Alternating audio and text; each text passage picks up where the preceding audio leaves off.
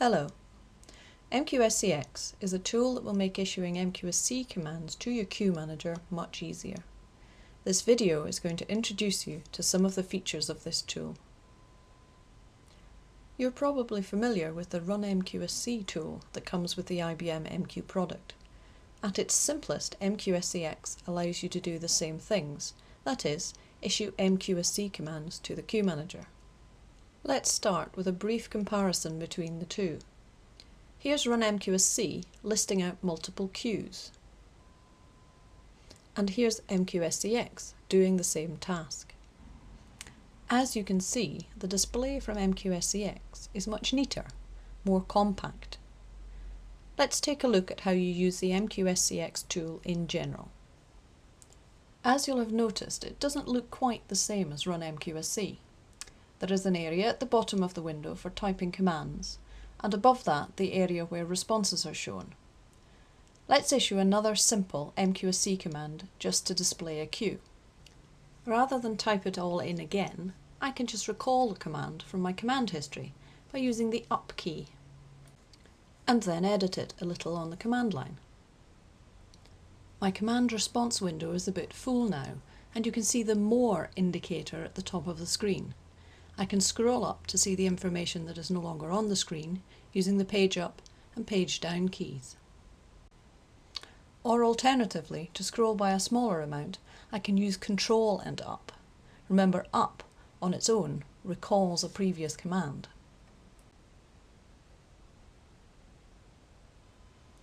If the cursor is not in the command entry area after some scrolling and you need to start typing another command, just press the Escape key to put the cursor back to the place where you can type a command.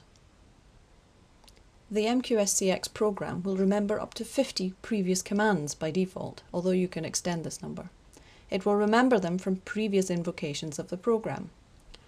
Not only can you retrieve previous commands with the up key, you can also be more selective. For example, earlier I issued some alter commands. If I type A, L and then press up, that will retrieve only those commands beginning with AL. I can cycle through them to find the one I want by repeatedly pressing up.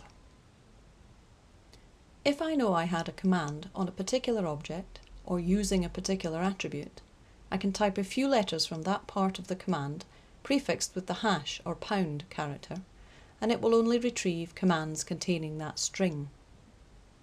MQSCX can save you having to type the full commands out by automatically completing keywords. You can either type enough of the characters so that there is only one possible word it can complete, or you can cycle through all the possibilities by hitting Tab several times. MQSCX can also automatically complete object names.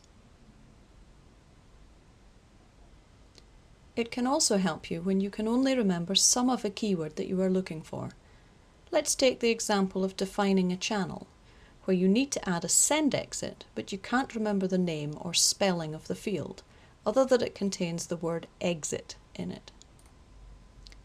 Typing the hash or pound symbol and the part of the keyword you can remember allows you to have MQSCX cycle through the possibilities for you by pressing Tab repeatedly. MQSCX extends the MQSC language beyond what is provided by the IBM MQ command server. The simplest example of this is the ability to use wildcards for object names that are not just at the end. This example has listed all the event queues. Let's say I want to see all the details of one of these queue names I have just listed. They're quite long names, and even with Tab autocomplete, I will have to cycle round quite a few names. I can double-click on a name from the list to grab it and fill it into a command. You may well have more than one queue manager you need to issue commands against.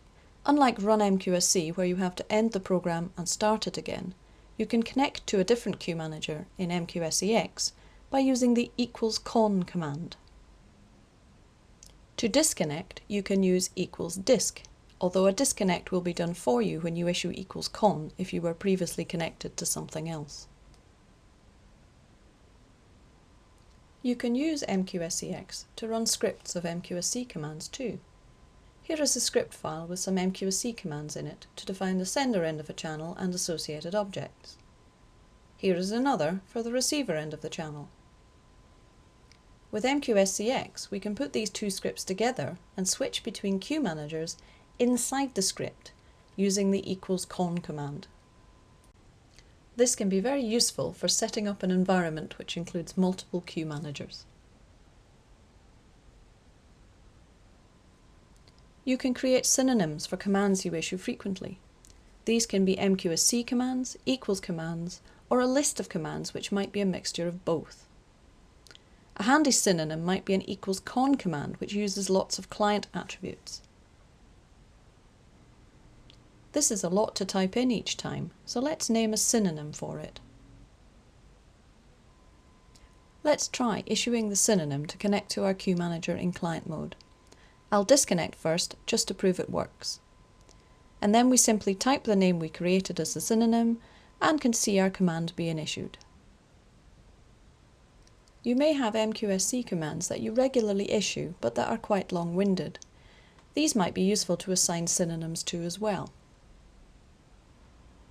Here's an example where we are checking on the health of a channel and its transmission queue by issuing the two MQSC commands in a list. This makes it easy to recall them and reissue them. However, a synonym would mean that they could be issued at any time without having to find them in the command history. You can also assign a command or a synonym to a keystroke. Now pressing Ctrl and S issues the command. You can see all the synonyms you have defined and key assignments by pressing function key 3 by default for the key assignment screen. Press function key 2 to go back to the MQSC response screen. This concludes our brief introduction to MQSCX. You can see how easy it makes issuing script commands to your queue manager. In future videos we shall introduce some of the more powerful features of the product. If you have any questions or comments about this video or the product, or would like to be sent a trial license so you can try it out for yourself, then please send an email to support@mqgem.com. Thank you for watching.